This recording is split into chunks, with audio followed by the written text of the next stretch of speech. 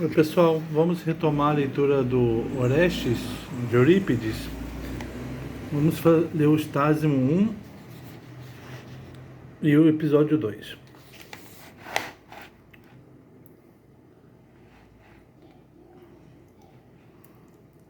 Afastado do leito de Orestes e colocado no lado esquerdo da cena, o coro, né? É assim que ele está posicionado. Ai, ai, ó corredoras aladas, veneráveis deuses, a quem coube em sorte um tieso alheio a Baco, no meio de lágrimas e gemidos. Negras Eumênides, que o vasto éter agitais, o assassinato vingando o homicídio. Suplico-vos que ao filho de Agamenon permitais o ouvido da loucura, furiosa e insana. Ai, de que aflições acometido tu pereces, ó desditoso, porque o oráculo que da trípode Febo proferiu, tu acolheste no solo onde se diz que ficam os recessos do umbigo da terra. O coro primeiro está se dirigindo aos Eumênides,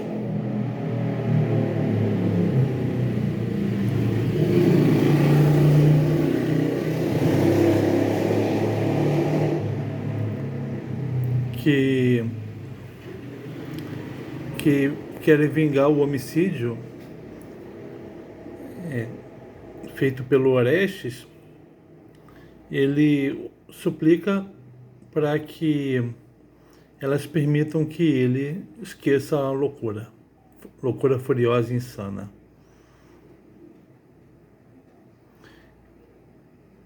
E aí ele fala agora para o Orestes, né? Perguntando que aflições o acometem, uma vez que ele acolheu o oráculo de Apolo, né? E fez fazendo o que o Apolo disse porque ele deveria fazer. Ó Zeus, que desgraça, que disputa homicida se inicia, agitando-te, infeliz, para que em lágrimas as lágrimas junta algum espírito de vingança, que para tua casa encaminha o sangue de tua mãe, que te enlouquece. A grande felicidade não é durável entre os mortais. Lamento a tua sorte. Como vela de navio célere em furiosas e terríveis ondas do mar, assim algum Deus a sacode, inundando-a de medonhos sofrimentos, como se fora nas vagas do mar, furiosas e terríveis.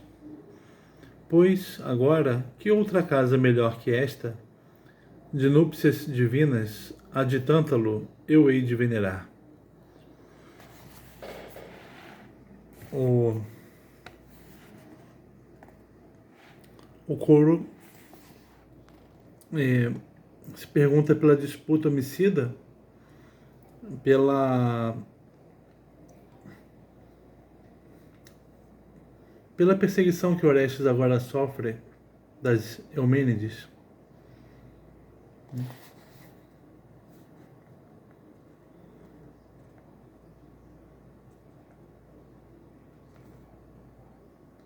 Ele explora, o coro está explorando o espírito de vingança que está agindo nesse caso,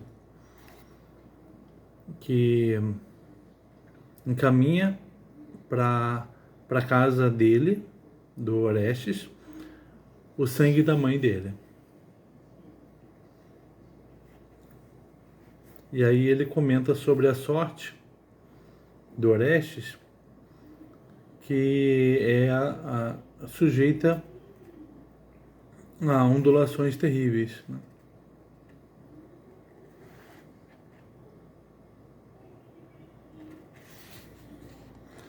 Menelau aproxima-se, vindo do porto. Eis que já para aqui avança aquele rei, o soberano Menelau. Pelo grande esplendor, claramente se vê que é da raça dos Tantálidas. Salve, ó tu, que um exército de 1000 naus moveste para a terra da Ásia, e vives em pessoa junto de boa fortuna, já que dos deuses alcançaste o que almejavas. Menelau, assim como Agamenon, né, são filhos de Tântalo. O palácio que está amaldiçoado é o do próprio Tântalo, ali em Argos. Já Menelau é rei de Esparta. E ele então se aproxima, ele vai entrar em cena. Episódio 2. Aqui a gente vai ver o Menelau lamentando a morte do irmão, se espantando, até se horrorizando de ver o estado de Orestes. E ele vai censurar o Orestes pelo que Orestes fez.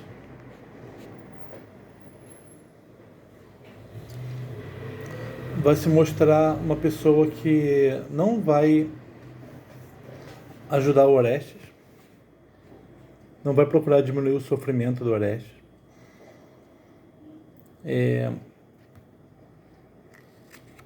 Em seguida vai entrar o Tindário, que é o pai da Clitemnestra e da Helena. Tindário vai ser muito duro com o Orestes, colocando as leis acima de tudo e dizendo que o neto dele precisa pagar pelo que ele fez. Tindário também, na verdade, ele é duro com todo mundo, censura até o Menelau. E ameaça o Menelau que se ele ajudar o Orestes, Menelau vai perder o trono de Esparta.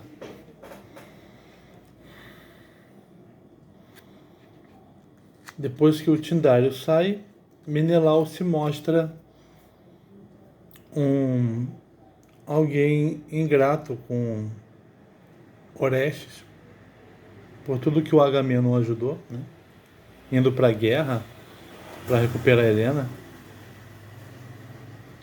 E alguém que não vai fazer nada para ajudar o sobrinho, alguém acovardado e que pensa mais em não desagradar o Tindário. Menelau sai e então entra o Pílades, o melhor amigo de Orestes, que vai ser alguém que vai ser de grande valia para ele nesse momento difícil. Menelau: ó palácio, como te olho com prazer ao chegar de Troia, mas como suspiro ao ver-te. Na verdade, nunca vi outro lar mais tristemente cercado, a toda a volta de infortúnios. Sim, de Agamenon conheci o destino e a morte que o vitimou às mãos da esposa, quando em Malha acostou o meu navio. Pois anunciou-me de entre as ondas o adivinho dos homens do mar, o intérprete de Nereu, Glauco. Deus que não engana. Um homem chamado Glauco, intérprete do deus do mar, disse para o Menelau o que aconteceu com Agamenon. Tornando-se visível, eis o que ele me disse: Menelau, Teu irmão jaz morto, abatido às mãos da esposa, no banho derradeiro. De muitas lágrimas me acumulou, a mim e também aos meus navegantes. E quando toco terra de Náuplia, já a minha consorte para que partira, é Helena, né? Quando o Menelau chegou em casa, a Helena já tinha ido lá para Argos, né? Julgando que nos meus braços iria cingir Orestes, o filho de Agamenon, e sua mãe, como pessoas felizes. O Menelau esperava encontrar Orestes se dando bem com a mãe. Eis que ouvi da boca de um dos pescadores o ímpio homicídio da filha de Tindário.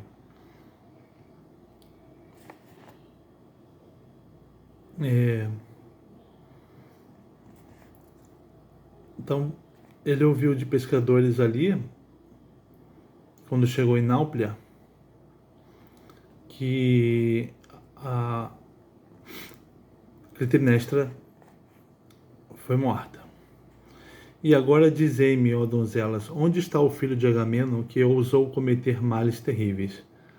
Pois era, então, menino de leite nos braços de Clitemnestra, quando abandonei minha casa para ir a Troia, de tal modo que, se o visse, não o reconheceria.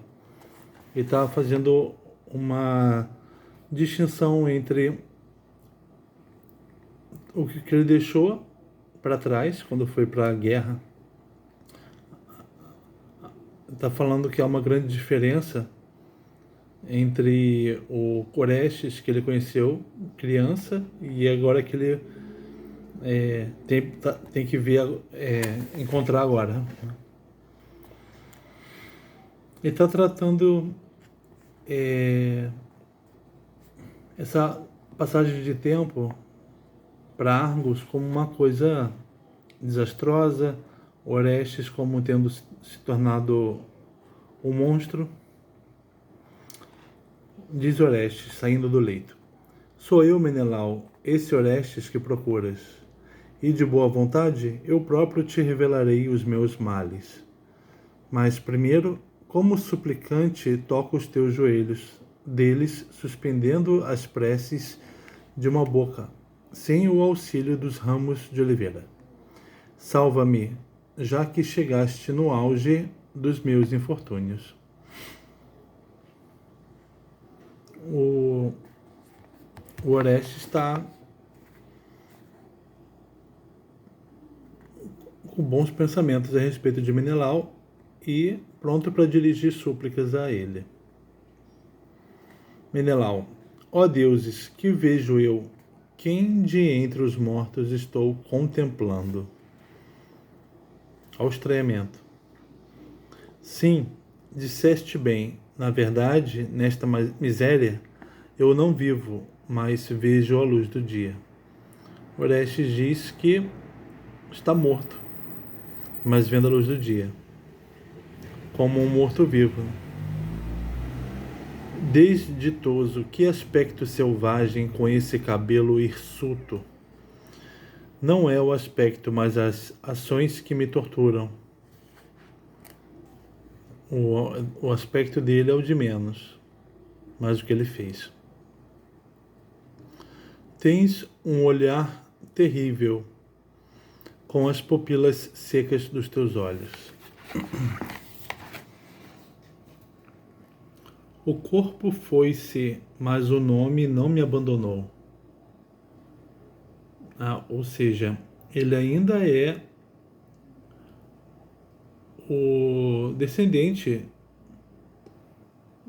de Tântalo, ou seja, pertencente à linhagem, mesma linhagem da qual Menelau pertence. Como a tua degradação me surpreende. O Menelau, ele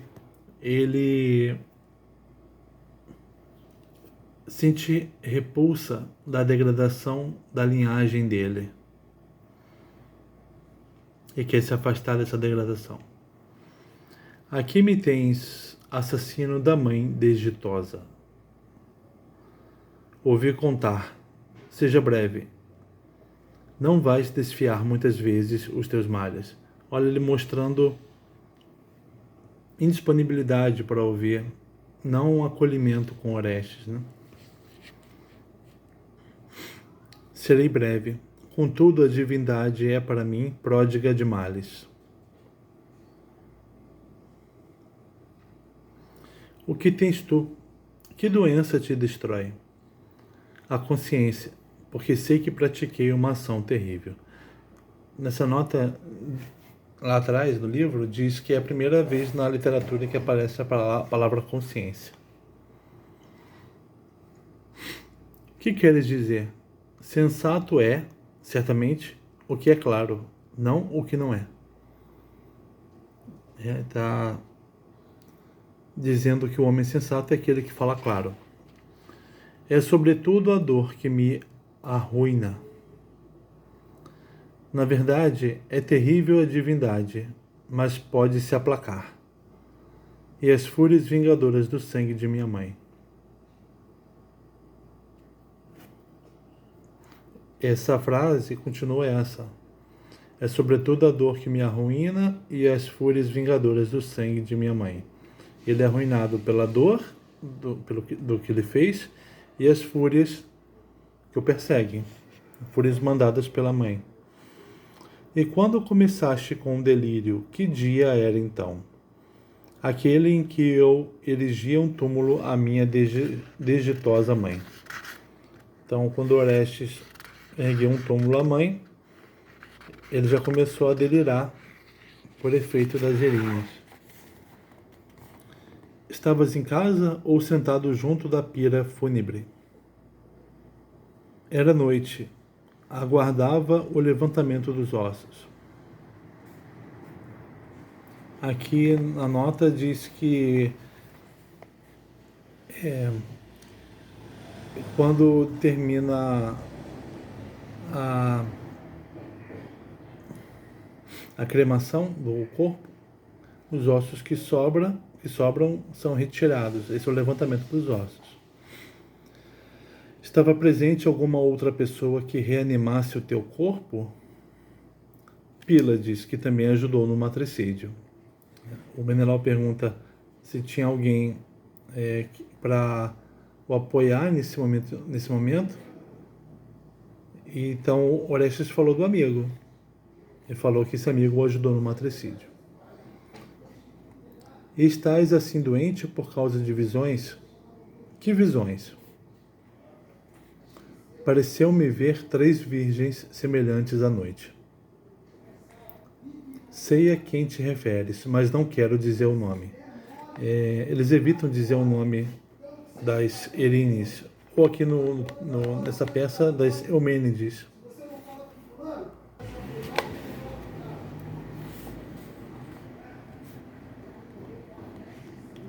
Deusas augustas, na verdade. E como homem bem educado, evitaste nomeá-las. Elas alucinam-te pela morte de tua mãe?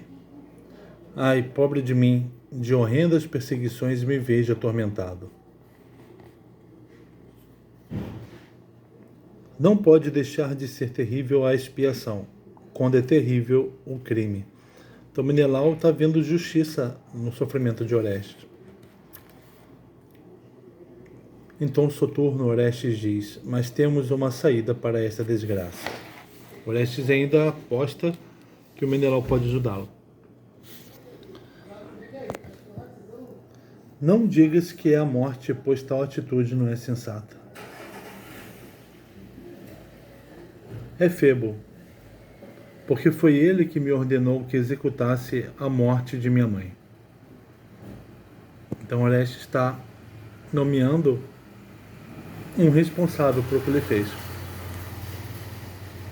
Como fraco conhecedor que é da retidão e da justiça. Menelau está avaliando o Apolo. Orestes diz que o Apolo mandou matar a mãe. Menelau diz que o Apolo é fraco conhecedor da retidão e da justiça.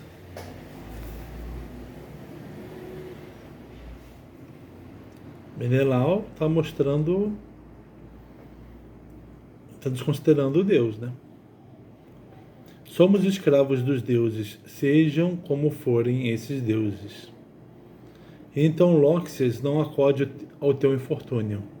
Né? O Menelau pergunta se Apolo não o acode.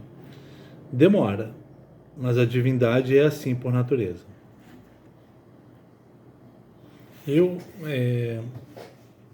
No final da peça, a gente vai ver que vai ter uma intervenção de Apolo que vai resolver tudo.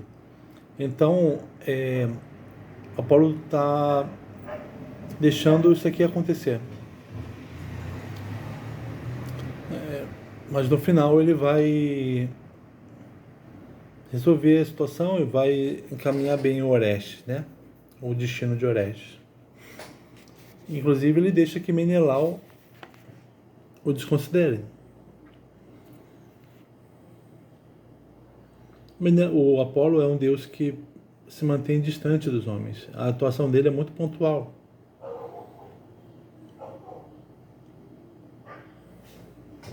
E ela, sempre que ocorre, indica aquilo que é o certo a se fazer, aquilo que deve ser feito.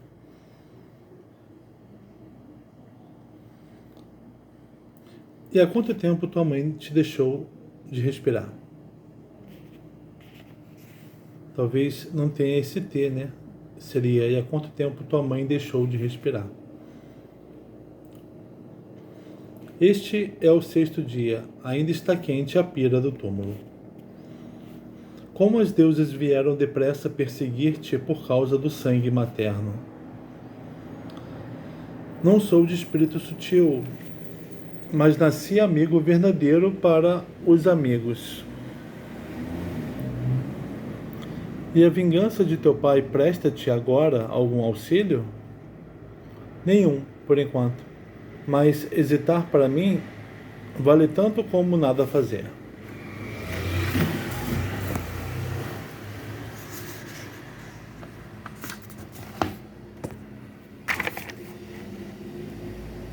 E qual é a tua situação perante a cidade por cometeres este ato? Somos odiados a ponto de não nos dirigirem a palavra. A situação de Argos é muito difícil, desde que o Agamenon saiu de casa, deixando o palácio com a Clitemnestra.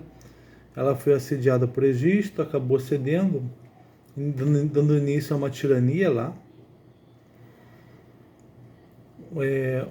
O ato de Orestes restabeleceu o reinado. Não, o retorno de Orestes, ele prometia o restabelecimento do reinado dos Tantálidas, mas ao matar a mãe, a população não gostava do Egisto, nem aprovava o que a Clitemnestra fez. Mas quando Orestes matou a mãe, ele passou a ser odiado pela cidade. Não purificaste as mãos do sangue conforme a lei? Sou repelido das casas, onde quer que vá. Que cidadãos te expulsam do país? Ajax, invocando o ódio de Troia contra meu pai. Compreendo. Vinga-se em ti da morte de Palamedes.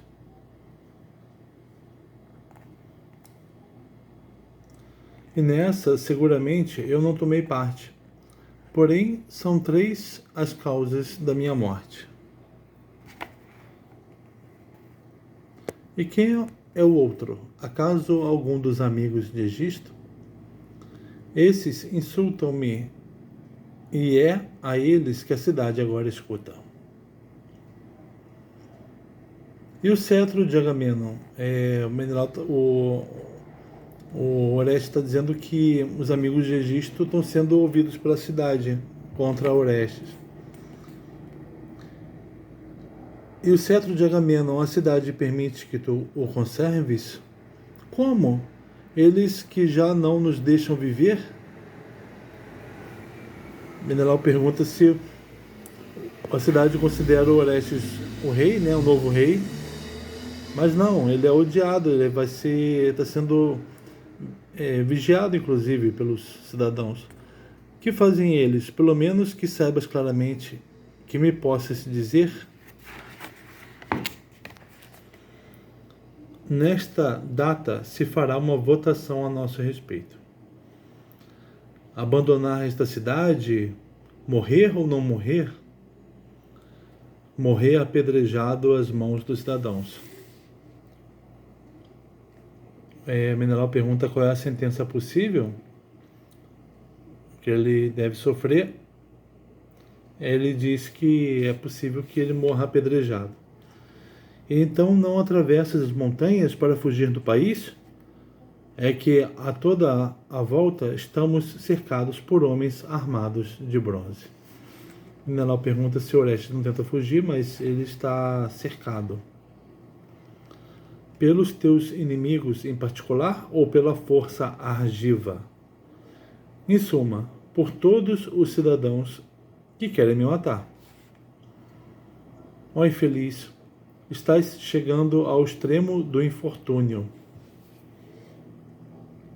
A minha esperança encontra em ti o refúgio dos meus males, mas já que vens feliz para junto de quem está numa situação miserável, partilha com teus amigos a tua prosperidade. Não recebas sozinho a aventura, mas pela tua parte acolhe também as nossas aflições, retribuindo os favores de meu pai, a quem tu o deves, porque são amigos de nome, mas não de ações, os que na adversidade não são amigos. O Orestes, depois de falar desses sofrimentos dele, da impossibilidade de fugir, sofrimentos por parte das Erines e também perseguição na cidade. Ele diz que conta com a ajuda de Menelau, esse homem tão próspero, né? E é próspero porque o pai dele, Agamenon, o ajudou a ser próspero, né? Amigos são aqueles que na adversidade ajudam.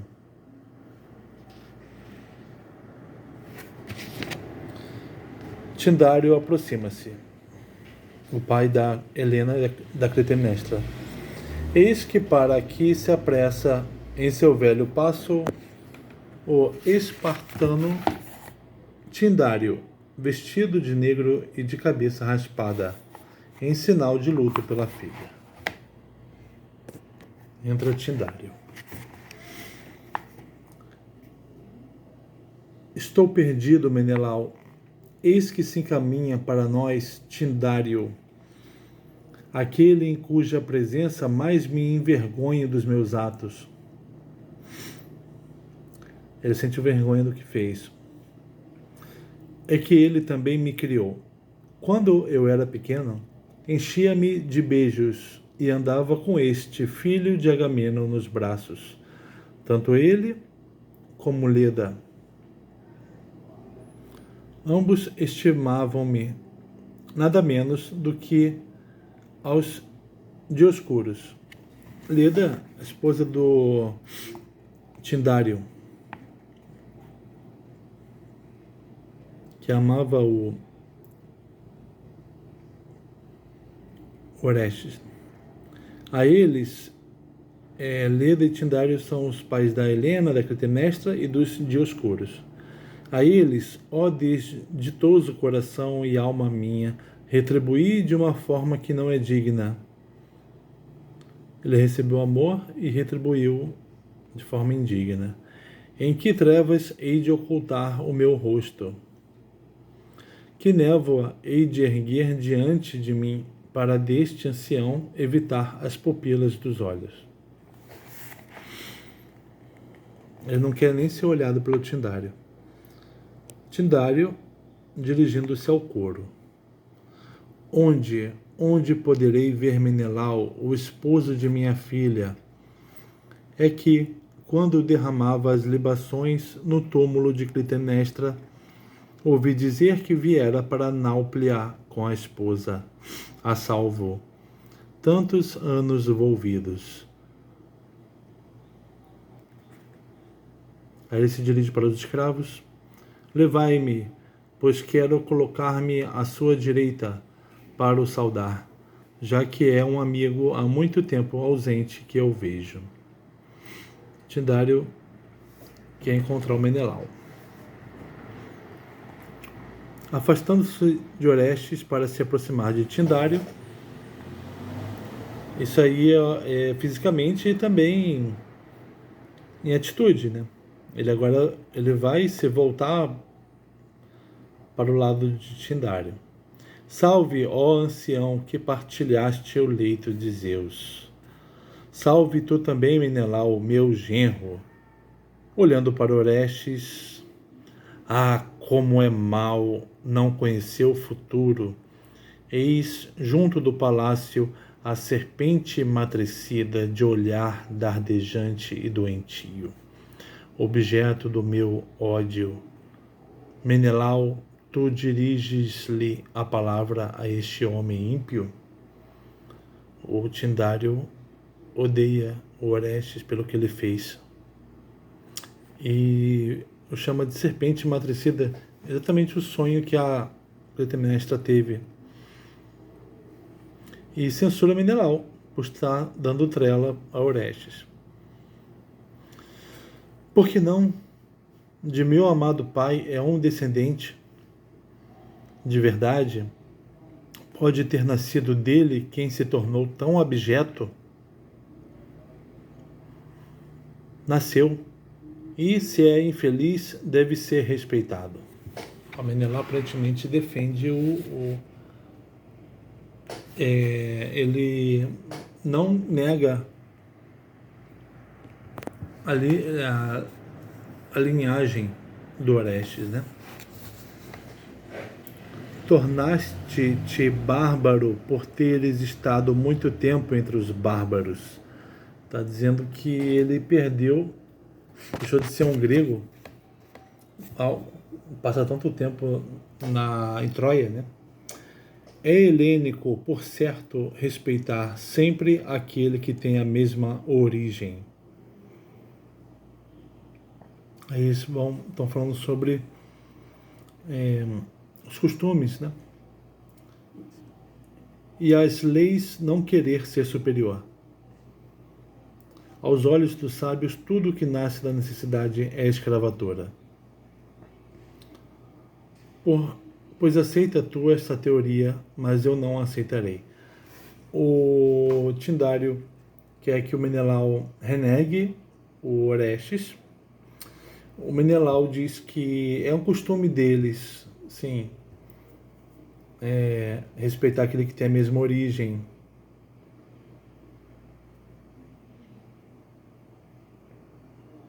E o Tíndario se contrapõe a isso, dizendo que as leis são a coisa mais importante que tem. Né? A concepção dele da lei é de uma coisa férrea, como a lei das Erines, né? O julgamento, a avaliação que as Erines fazem do que o Orestes fez também é férrea, né? E a avaliação da Atena do Apolo é raciocinada, né? É argumentada, melhor. Tindaro simplesmente fala que não aceita que aquele que é obrigado a fazer alguma coisa se torna escravo daquilo, portanto não responsável pelo que fez. Está falando da necessidade do Orestes de matar a mãe. Não é sensata a tua cólera a que se junta a velhice. O Menelau sempre volta o Tíndario para os costumes. E o Tíndario quer fugir deles. Tíndario, apontando para Orestes, em relação a um homem destes, a que título viria uma discussão sobre falta de sensatez? está dizendo que sensatez, razoabilidade não se aplicam a Orestes. Se as boas e as más ações são para todos evidentes, quem dentre os homens foi mais nécio do que este, que não distinguiu o que era justo, nem recorreu à lei comum aos helenos? Chamando Orestes de nécio, porque sabia o que era o certo e errado e transgrediu. Enquanto o Menelau entende que ele foi obrigado a isso. E o Tyndario diz que o Orestes poderia ter recorrido à lei dos helenos, né, para julgar a mãe. Só que a lei dos helenos não funcionou quando a Clitemnestra matou Agamenon, né? Pois quando Agamenon expirou, ferido pela minha filha na cabeça, a mais vergonhosa das ações, pois jamais a aprovarei, ele devia aplicar um castigo pelo crime, apresentando uma queixa justa e expulsar de casa a mãe. Está falando que ele deveria ter procurado uma punição da cidade pelo que a mãe fez. Teria alcançado fama de moderado em face do infortúnio, e estaria do lado da lei e seria homem piedoso. Mas agora ele seguiu o mesmo destino que a mãe. Ele está tratando a coisa assim, como se Orestes estivesse em condições de fazer essas coisas que ele está dizendo, né? Que ele deveria ter processado a mãe, sendo então um homem que obedecesse à lei e sendo, portanto, piedoso. Só que Orestes foi premido a fazer o que ele fez porque ele estava exilado, porque ele foi orientado por Apolo.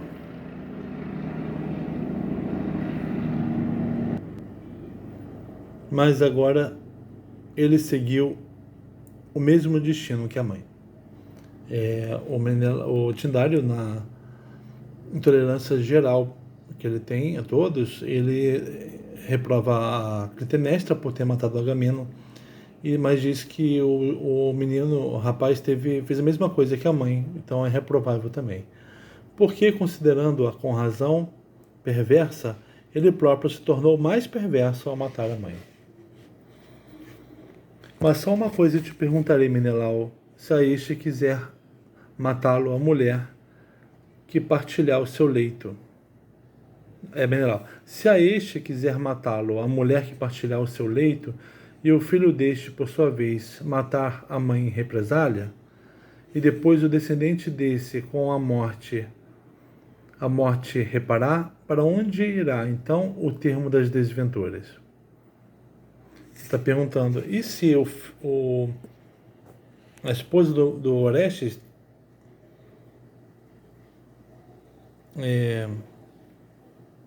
quiser matar o Orestes e o filho matar a mãe para proteger o pai? Para onde vai esse filho? Esses casos regulamentaram-nos bem os nossos antepassados. Está falando que tem um regulamento certo para esses casos. A todo aquele que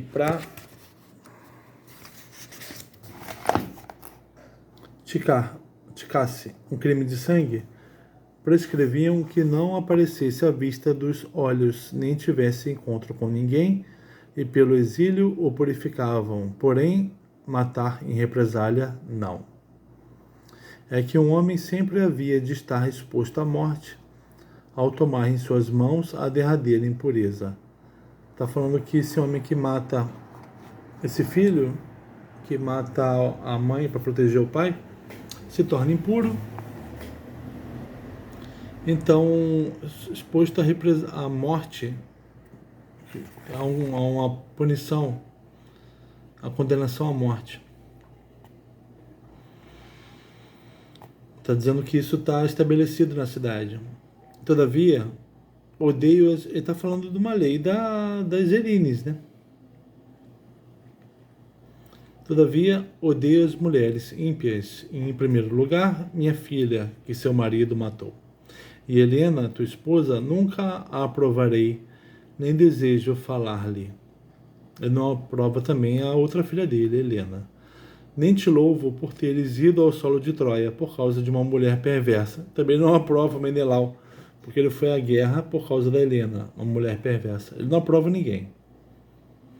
E defenderei a lei até onde estiver em meu poder, para acabar com esse processo selvagem e sedento de sangue, que sempre destrói países e cidades.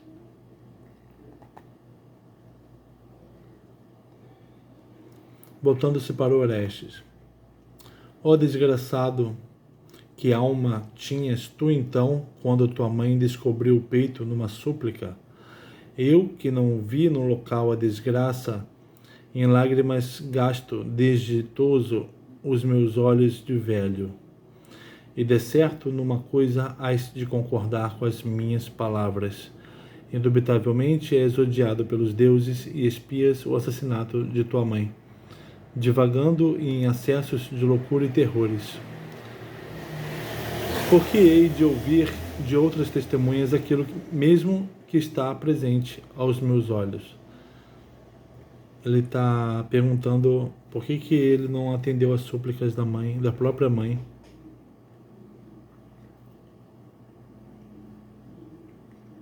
E está dizendo que o Orestes, a prova de que ele está errado é que ele é odiado pelos deuses.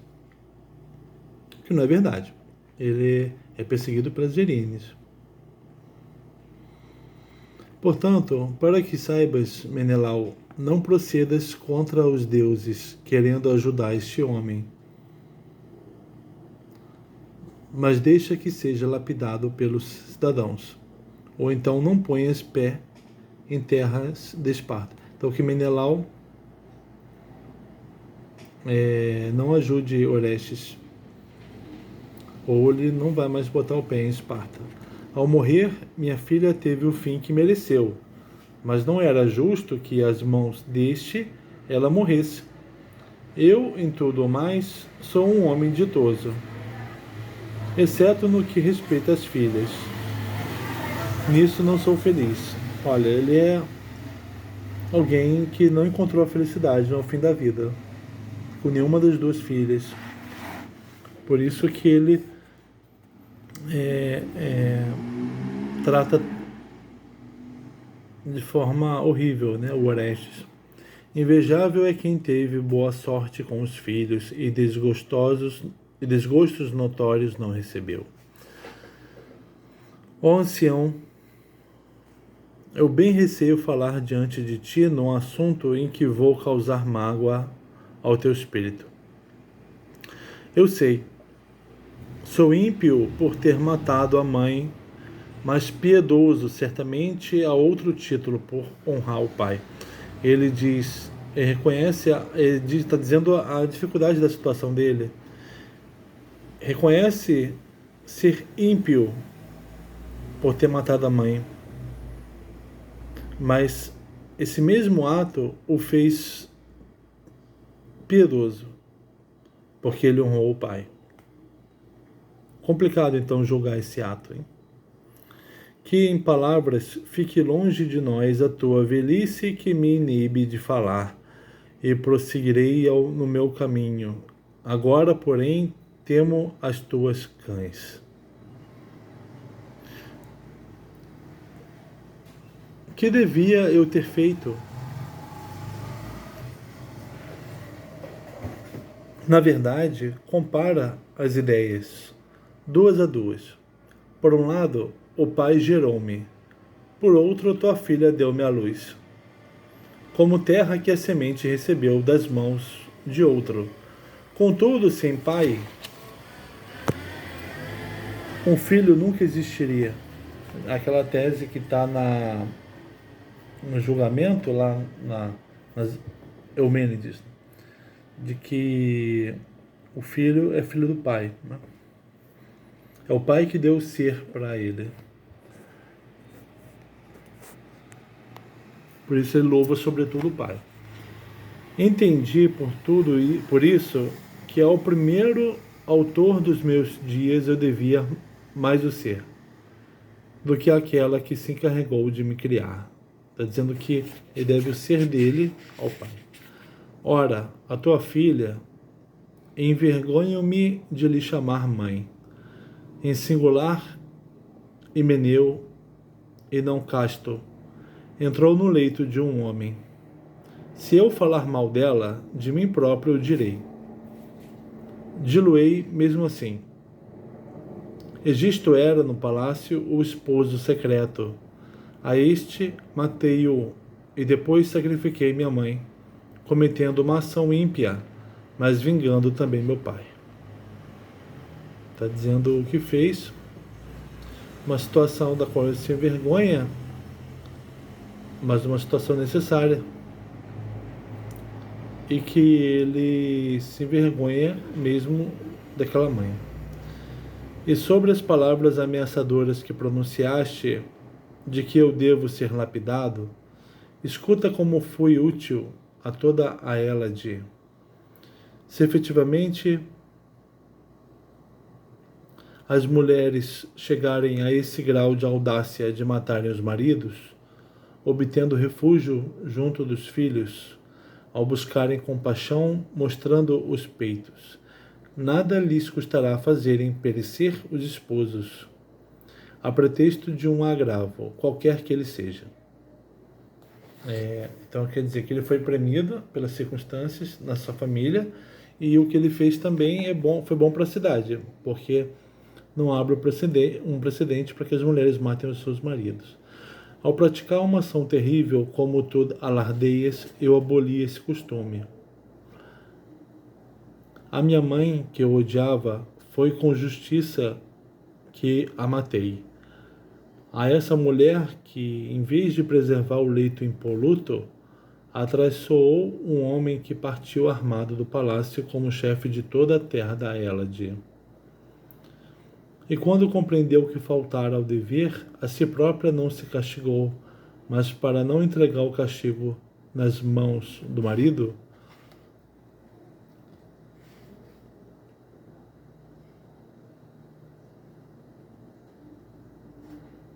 puniu e matou meu pai. Pelos deuses, em momento inoportuno me lembro dos deuses, quando estou advogando um homicídio. Mas então, se eu aprovasse as ações da minha mãe, guardando o silêncio, que me faria o morto? Não havia de me odiar e apavorar com as Erines? Está falando que ele foi premiado a fazer o que ele fez por Apolo e também pela ameaça das Erines do pai.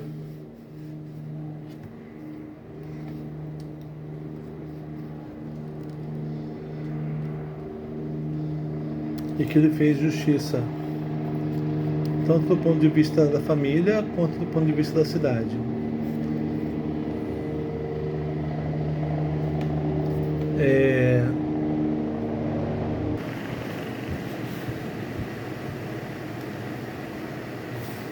Acaso estão prontas a agir as deusas aliadas de minha mãe, e não estão as do meu pai, apesar de mais ultrajado? Foste tu, ó ancião, que me arruinaste, gerando uma filha perversa. Aí ele reagiu. Ele estava falando do bem que ele fez para a cidade,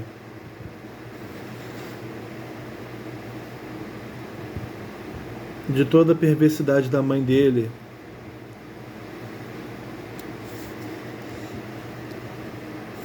E aí ele devolveu o que o Tindário estava dizendo para ele.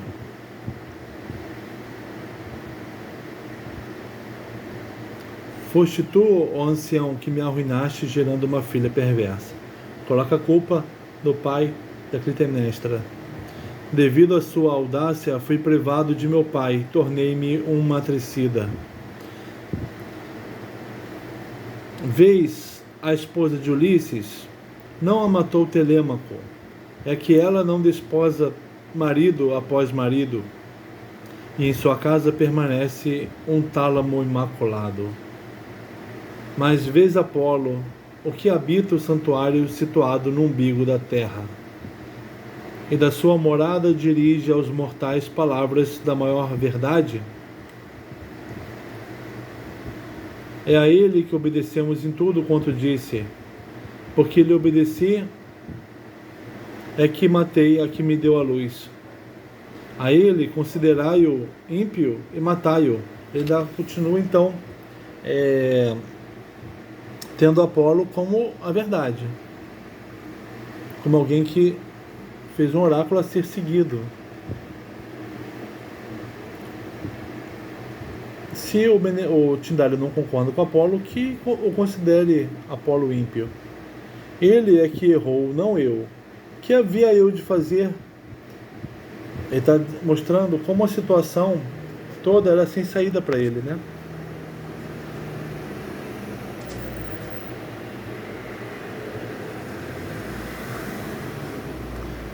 Porventura, da impureza que carrego, não é o Deus capaz de me libertar?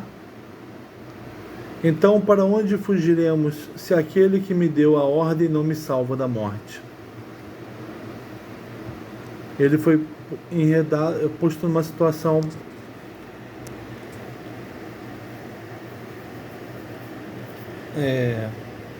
por Apolo. Apolo, na verdade, o ajudou a sair da situação ruim, e agora não o ajuda. Mas não digas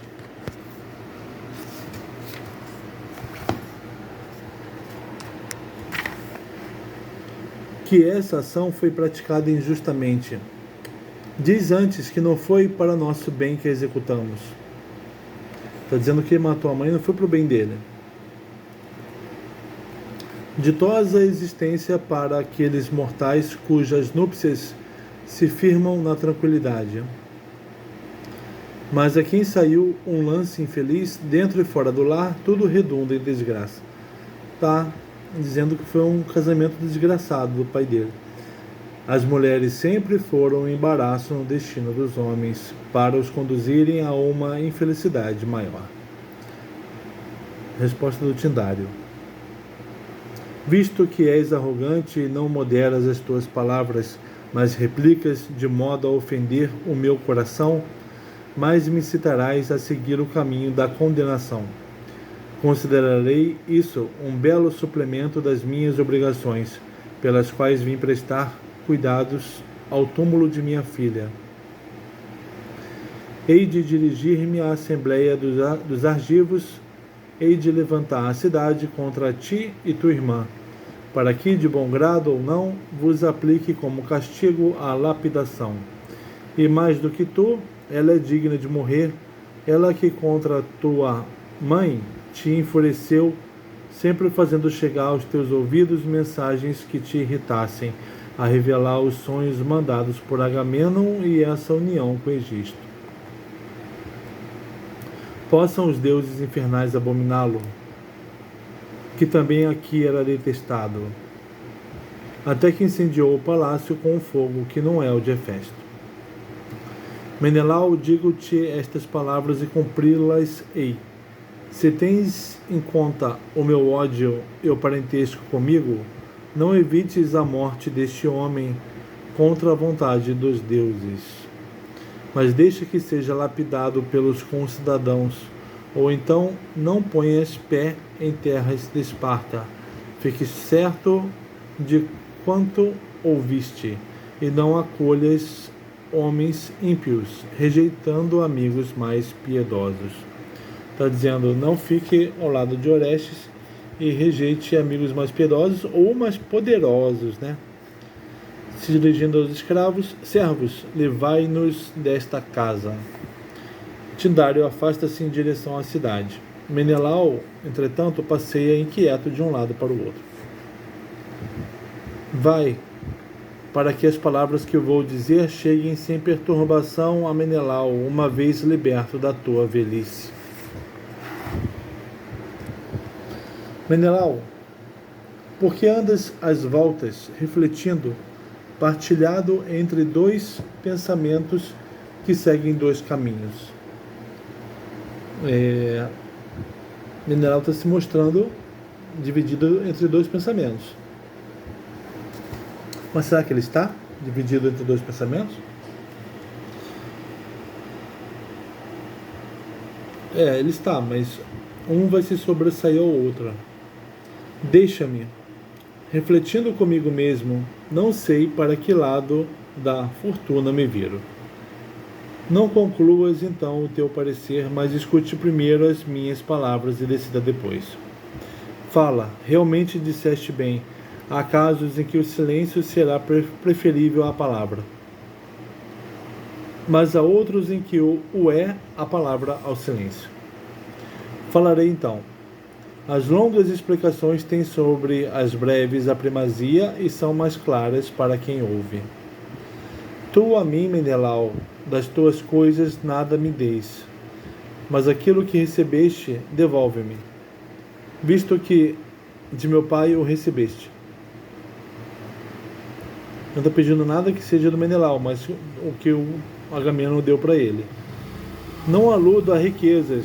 Se a minha vida salvares, salvas aquela das minhas riquezas que é para mim a mais querida. Ele quer que a vida dele seja salva. Pratiquei uma injustiça. Em face desse crime, devo alcançar algo de injusto de tua parte. Pois também meu pai, Agamenon, ele vai falar como os acontecimentos estão enredados, seguindo uma linha de injustiça. Ele praticou uma injustiça, então ele merece uma injustiça, ou seja, não ser condenado à morte. Pois também meu pai, Agamenon, congregando injustamente a Hélade, foi para Ilion, não porque ele próprio errasse, mas para sanar o erro e a injustiça da tua mulher. Então, Helena foi injusta, cometeu um erro. Para reparar isso, Agamenon cometeu um erro, juntando toda a Hélade para ir a Ilion. Em troca de um favor, só é necessário que nos faças outro. E tal como aos amigos devem os amigos, ele sacrificou de verdade a sua esposa, duramente lutando por ti ao lado do escudo, para que tu pudesses recuperar a tua consorte. Quer dizer, Agamenon se afastou da própria esposa para fazer o Menelau recuperar Helena. Pois bem, paga-me isso mesmo que lá recebeste. Esforça-te um só dia, coloca-te diante de nós como Salvador, sem teres de te bater por espaço de 10 anos. Está falando que ele tem que se esforçar, já que o Agamenon fez tudo por ele, né? Quanto ao sacrifício de minha irmã, que Aulis recebeu, não me importa que fiques com isso. Não mates tu, Hermione. O Orestes está falando que se a irmã dele, Electra, for morta, pode ser morta também a filha do Menelau, a Hermione. Na verdade, na situação em que estou agora, é preciso que sobre mim obtenhas vantagem e que eu contemporize. Porém, ao meu desditoso pai, concede a minha vida e a de minha irmã, virgem há longo tempo, pois se eu morrer, deixarei sem descendência a casa de meu pai. Dirás, impossível. Isso mesmo. Na adversidade é que os amigos devem ajudar os amigos. Que necessidade há de amigos quando a divindade é propícia? Efetivamente, basta o próprio Deus queira ele ajudar.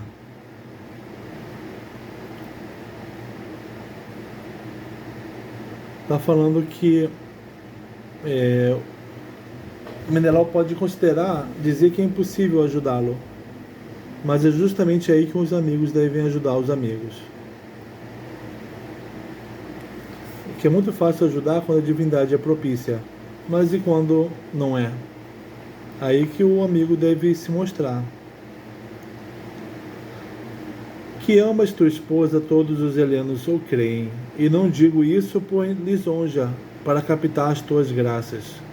Por ela te suplico, desventurado de mim, a que grau eu cheguei na minha desdita?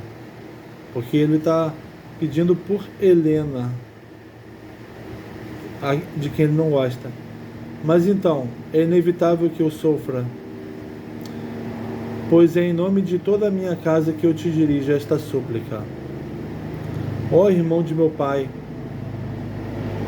ó meu tio,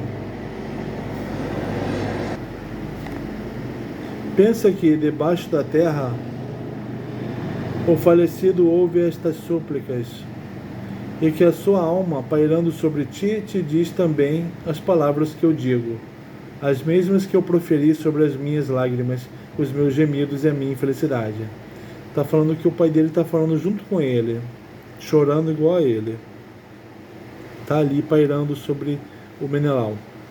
Falei e pedi fervorosamente a salvação, buscando o que todos e não somente eu procuram.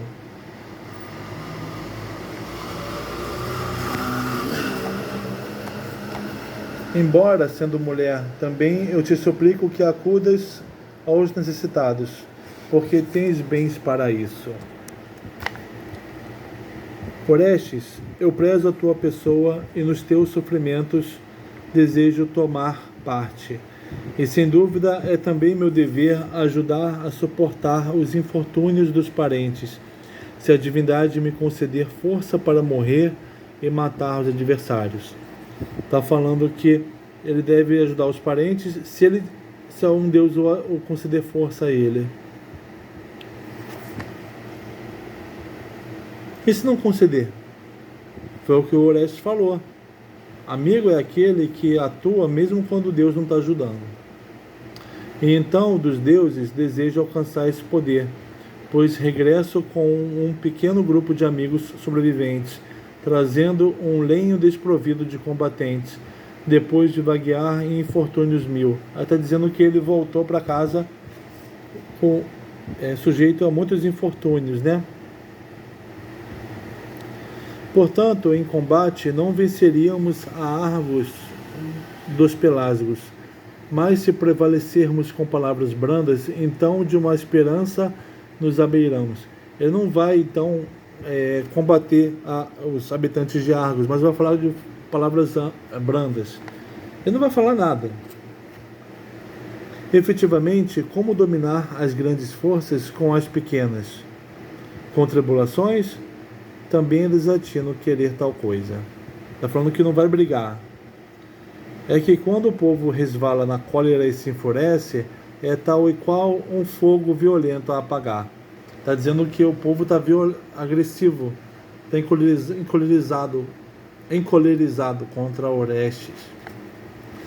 Mas se uma pessoa ceder, abrandando cautelosamente aquele que lhe resiste, enquanto aguarda a ocasião favorável, talvez se desvaneça a ira. E se o povo reduzir a exaltação, dele obterás facilmente quanto quiseres. Tem o sentimento da piedade, como também o de grande indignação, o bem mais valioso para quem o observa e aguarda. Hei de encontrar-me com Tidário e tentarei, em tua defesa, persuadi-lo a ele e à cidade a que usem dignamente esse excesso de paixão. Porque também o navio se submerge quando retesado intensamente pela escota. Porém ergue-se de novo se ela se afrouxa. É que a divindade abomina os zelos desmedidos e abominam-nos os cidadãos. Mas eu, é o que penso, tenho de salvar-te dos poderosos pela argúcia, não pela força. Pela força em que tu talvez penses, eu não poderei salvar-te. Pois não é fácil com uma lança triunfar dos males que te acometem. É certo que nunca movemos a terra de Argos à brandura. Agora, porém, é necessário aos sensatos serem escravos da sorte. Sai Menelau. Ó coisa de nenhum valor, senão para combater por causa de uma mulher. Ó tu que és o mais vil para vingar os amigos. Voltas-te e foges-me, tornando vãos os favores de Agamenon. Não há dúvida de que não tens, ó Pai, amigos na adversidade. Ai de mim! Estou desamparado e já não me restam esperanças quanto a lugares para onde possa fugir, escapando à morte dos argivos, porque ele é que era para mim um refúgio seguro da salvação. Agamenon está sem amigos. Orestes foi abandonado pela última esperança. Entra Pílades a correr, amigo do Orestes. Mas vejo aqui o mais querido dos mortais, Pílades, que vem correndo do país dos fósseis. Ó doce visão! Na adversidade, um homem leal é mais aprazível à vista do que a bonança aos marinheiros. Bastante rápido como devia, atravessei a cidade, ao ouvir falar, e claramente o vendo eu próprio, de uma assembleia de cidadãos contra ti e contra a tua irmã, com o propósito de vos matarem imediatamente. Que é isso?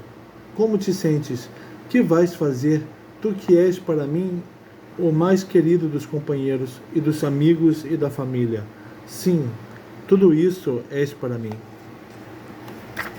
Estamos perdidos, para em poucas palavras te revelar a minha desventura. Seria a nossa ruína, porque tudo é comum entre amigos. Olha o que é um amigo. Menelau é o mais infame dos homens para mim e minha irmã. É natural. Quem tem fraca mulher, fraco homem se torna. Helena, fraca. Menelau, fraco. A sua ajuda ao sair daqui foi a mesma que se não tivesse vindo. A ajuda de Menelau foi zero. Pois é realmente verdade que ele chegou a esta terra? Tardou em vir, mas bem depressa se mostrou falso para os amigos. E foi com a pérfida esposa que fez viagem e chegou? Não foi ele, mas ela quem o conduziu para cá. Onde está a mulher que sozinha fez perecer maior número de aqueus? No meu palácio, se realmente devo chamar-lhe meu. E tu, que palavras disseste ao irmão de teu pai? Que não quisesse ver-me morto às mãos dos concidadãos, nem a mim, nem a minha irmã.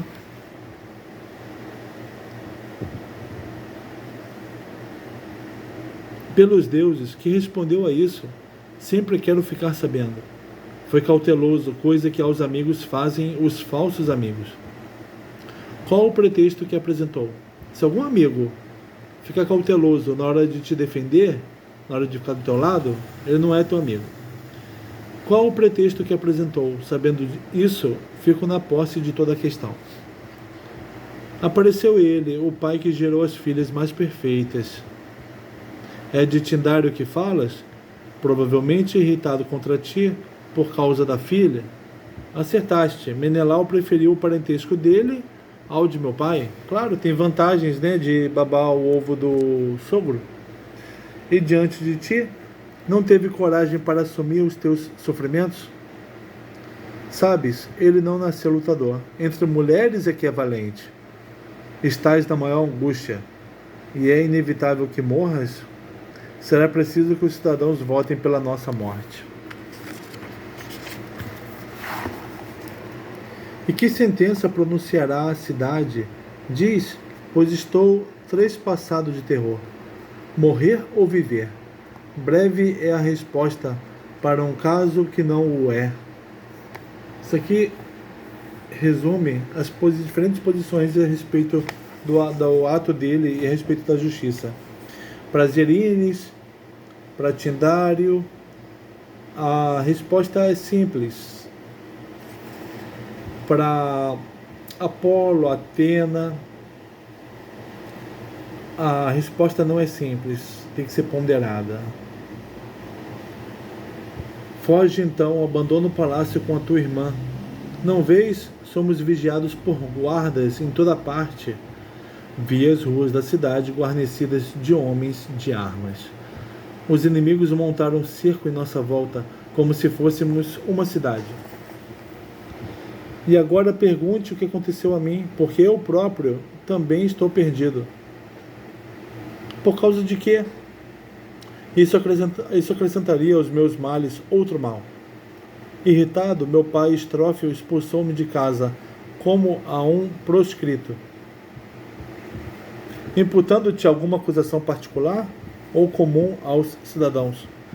Porque te ajudei no matricídio, porque ele considera ímpio.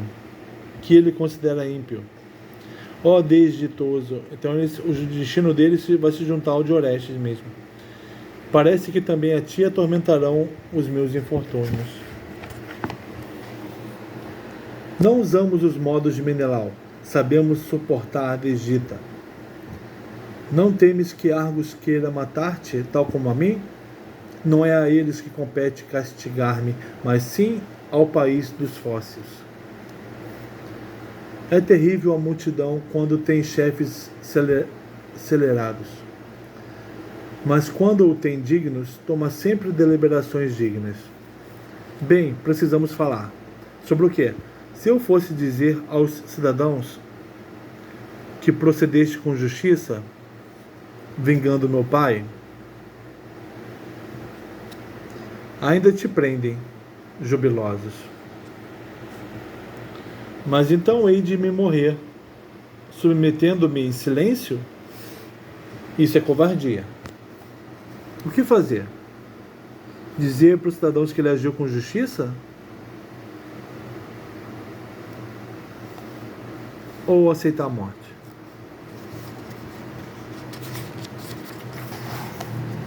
O que posso fazer então? Tens alguma esperança se ficares? Não tem. E se lá fores, esperas ser libertado dos teus males? Se tiver sorte, pode ser. Então é melhor isso do que ficar. Mas então é necessário que vá? Pelo menos, se morreres assim, morrerás mais nobremente. Dizes bem, desse modo evita a covardia, mais do que ficando. E aliás, o meu ato era justo. Faz votos unicamente porque o seja na aparência. E que pelo menos alguém se compadeça de mim. É grande, na verdade, a tua nobreza de origem, porque me revoltei contra a morte paterna. Tudo isso está diante dos olhos. Ele está apostando que ele vai conseguir o apoio da população, que vai considerar justo o que ele fez pelo pai. Tudo isso está diante dos olhos, né? Que ele se revoltou pela morte do pai. Tenho que ir, pois é indigno um homem morrer ingloriamente. Aprovo estas palavras. Dizemos então isso a minha irmã? Não, pelos deuses. É certo que haveria lágrimas. Esse presságio seria grave, não é assim? Manifestamente é melhor calar, e ganharás em tempo. Para mim, há aqui uma só dificuldade.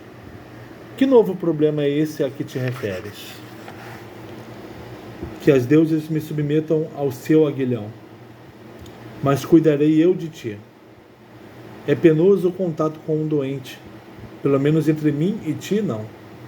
Ele não quer ficar longe do Orestes, como Menelau, dizendo que o Orestes está poluído, né? Tenha cuidado para não contraíres a minha loucura. Pode vir quando quiser. Nesse caso, não hesitarás? A hesitação é, na verdade, um grande mal entre amigos. Avance, então, como leme dos meus passos. Grato encargo, sem dúvida, e conduz-me ao túmulo de meu pai. Para que isso agora? Para lhe suplicar que me salve. Bom, nesse caso é justo. Mas o sepulcro de minha mãe, que eu nem veja nem o veja sequer. Sim, pois era tua inimiga, mas para que antes não te surpreenda o voto dos argivos, apressa-te a cingir aos meus flancos os teus flancos entorpecidos pela doença, que eu pela cidade te levarei, pouco me importando com a multidão, sem me envergonhar de coisa alguma. Pois como hei de mostrar que sou amigo, se não te ajudo nas tremendas circunstâncias em que estás? É bem certo o provérbio: granjeia amigos, não te fiques pelos parentes. É o que a gente diz ainda hoje, né? Mais vale os amigos do que parentes. Porque todo homem que, pelo seu caráter, é unido a outro, ainda que seja um estranho, vale mais tê-lo como amigo do que ser parentes sem conta. Orestes sai, amparado por Pílades.